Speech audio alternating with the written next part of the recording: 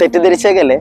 ഈശോയുടെ പോലും തെറ്റിദ്ധാരണയെ മാറ്റിയ ഒരു സുവിശേഷ ഭാഗം മത്തായിയുടെ സുവിശേഷത്തിലുണ്ട്. 15-ാം അധ്യായത്തിൽ കാനാൻകാരി ഈശോയോട് വന്ന് ചോദിക്കുന്നത് തന്റെ മകൾക്ക് വേണ്ടിയിട്ടാണ് ആ അമ്മ വരുന്നത്.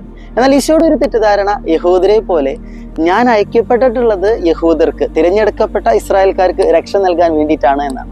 എന്നാൽ കാനാൻകാരിയുടെ മറുപടിയാണ് ഈശോയുടെ ചിന്താഗതിയെ, തെറ്റിദ്ധാരണയെ മാറ്റിയത്.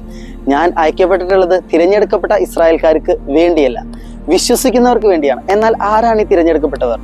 തിരഞ്ഞെടുപ്പ് ഇസ്രായേൽക്കാരുടെ പോലെ ജാതിയിലോ മതത്തിലോ വർഗത്തിലോ ഗോത്രത്തിലായിരുന്നില്ല, വിശ്വാസത്തിലായിരുന്നു. അതുകൊണ്ടാണ് ഈശോ അവൾക്ക് മറുപടി നൽകിയതും അവളുടെ വിശ്വാസത്തെ പ്രതി മകളെ സൗഖ്യപ്പെടുത്തിയതും. തമ്പുരാൻ നമ്മളോടും പറയുന്നു, നമ്മൾ ക്രിസ്ത്യാനിയാണോ, ഏത് വർഗമാണോ, ഏത് പാരമ്പര്യമാണോ, ഏത് തറവാടാണോ, ഏത് നിറമാണോ, ഏത് മതമാണോ എന്നതിലല്ല, നിങ്ങൾ നിങ്ങളുടെ ദൈവത്തിൽ വിശ്വസിക്കുന്നുണ്ടോ എങ്കിൽ നമ്മൾ തിരഞ്ഞെടുക്കപ്പെട്ടവരാണ്. ആ തിരഞ്ഞെടുക്കപ്പെട്ടവർക്കാണ് രക്ഷ അവകാശമായിട്ടുള്ളതും തമ്പുരാൻ നൽകുന്നതും.